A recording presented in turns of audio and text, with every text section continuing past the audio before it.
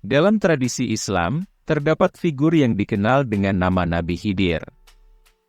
Dia sering dianggap sebagai sosok misterius dengan kebijaksanaan yang mendalam dan pengetahuan gaib yang melampaui batas manusia biasa.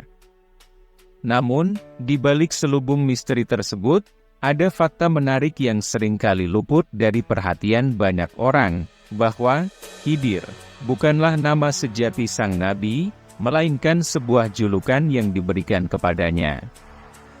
Dalam tradisi Islam, kisah Nabi Khidir ditemukan dalam Al-Quran, Surat Al-Kahfi ayat 65-82. Nabi Khidir diceritakan memiliki pengetahuan gaib dan kebijaksanaan luar biasa. Dia juga dianggap sebagai guru Nabi Musa, yang belajar darinya hikmah-hikmah yang dalam. Namun, Al-Quran sendiri tidak menyebutkan nama asli dari Nabi ini. Nama Khidir sebenarnya berasal dari bahasa Arab, yang bermakna hijau atau hidup, seringkali dikaitkan dengan kesuburan atau keabadian. Julukan ini diyakini menggambarkan kebijaksanaan dan pengetahuan yang abadi dari sosok tersebut. Di balik legenda Nabi Khidir, para cendekiawan Islam telah memperdebatkan asal-usul sebenarnya dari nama ini. Salah satu teori menarik adalah bahwa Nabi Khidir sebenarnya adalah sosok yang telah hidup jauh sebelumnya, mungkin sebelum zaman Nabi Musa. Namun, dia dikenal dengan berbagai nama di berbagai budaya dan agama. Nama Khidir hanyalah satu dari banyak julukan yang diberikan padanya. Nabi Khidir dalam tradisi Islam dikenal sebagai manusia yang dianggap abadi atau hidup selama-lamanya. Konsep keabadian ini seringkali ditemukan dalam kisah dan legenda yang mengelilingi sosoknya. Ada kemungkinan bahwa Nabi Khidir merupakan tokoh yang muncul dari mitos dan legenda yang ada di berbagai budaya. Kemungkinan besar, Khidir, yang dianggap abadi dalam tradisi Islam, telah memiliki berbagai julukan atau identitas dalam berbagai legenda di seluruh dunia. Karena sifat keabadiannya, dia mungkin telah muncul dalam berbagai peran sebagai guru spiritual atau pelindung dalam berbagai budaya.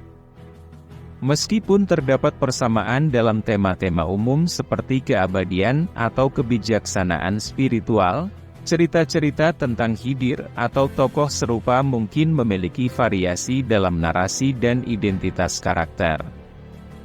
Identitas ini bisa bervariasi tergantung pada budaya dan zaman. Sebagai contoh, Khidir mungkin disebut dengan julukan atau nama lain yang sesuai dengan konteks budaya tempat cerita tersebut berkembang. Figur yang mirip dengan Nabi Khidir, baik dalam hal atributnya maupun dalam perannya sebagai penuntun spiritual atau pelindung, dapat ditemukan dalam mitos dan legenda dari berbagai budaya. Kesamaan karakteristik ini menunjukkan kemungkinan bahwa figur tersebut adalah orang yang sama.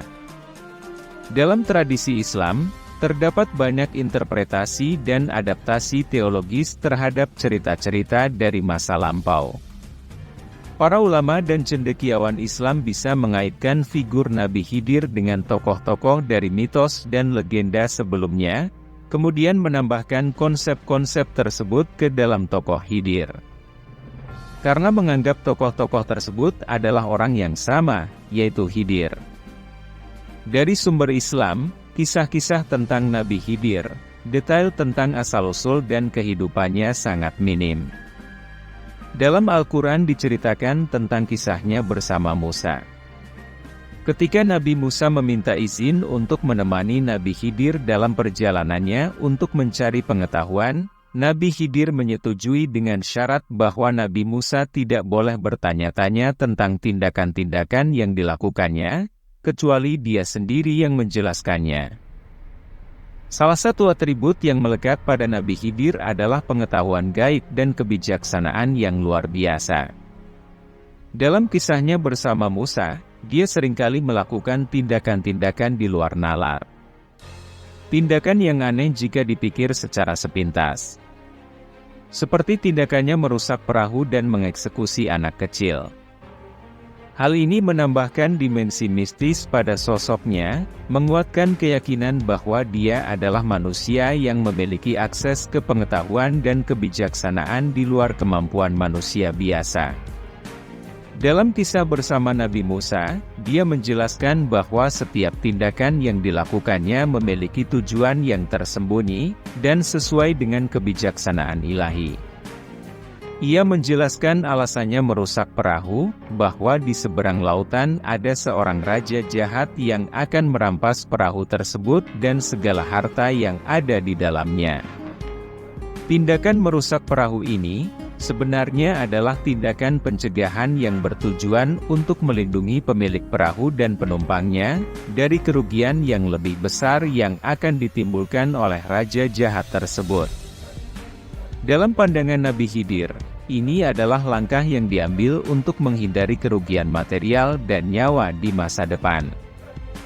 Lalu alasannya mengeksekusi anak kecil, karena ia melihat bahwa anak tersebut pada masa depan akan menjadi tukang maksiat yang akan menjerumuskan orang tuanya berbuat dosa. Penilaian Nabi Khidir ini didasarkan pada pemahaman gaibnya tentang masa depan dan dampak yang akan ditimbulkannya. Dalam pandangannya, tindakan preventif ini adalah langkah yang diambil untuk mencegah dosa yang lebih besar yang akan dilakukan oleh anak tersebut di masa dewasa. Melalui tindakan tersebut, Nabi Khidir mungkin melihat bahwa orang tua anak tersebut pada akhirnya akan mengambil tindakan yang sama untuk mengeksekusi anaknya sendiri, untuk melindungi kehormatan dan ketaatan mereka kepada Tuhan. Maka Khidir memilih untuk menggantikan peran sebagai eksekutor. Kisah perjalanan Khidir bersama Nabi Musa dalam pencarian pengetahuan, menyoroti peran pentingnya dalam memberikan pelajaran tentang rahasia kehidupan. Dalam kisah tersebut, Nabi Khidir diceritakan memberikan pelajaran tentang makna kehidupan, ketabahan dalam menghadapi ujian bagi orang yang ia rusak kapalnya, dan orang tua yang anaknya telah ia eksekusi. Meskipun namanya mungkin masih dalam misteri, kehadiran Nabi Khidir dalam tradisi Islam memiliki makna yang mendalam. Kisahnya menjadi sumber inspirasi kebijaksanaan, mengajarkan untuk melihat berbagai perspektif untuk menilai suatu kejadian. Perdebatan tentang nama sejati Nabi Khidir menunjukkan kompleksitas warisan budaya dan agama, serta keragaman interpretasi dalam tradisi Islam. Apapun nama asli dari sosok tersebut, pesan dan hikmah yang dia sampaikan tetap menjadi bagian penting dari warisan spiritual umat Islam dan dunia.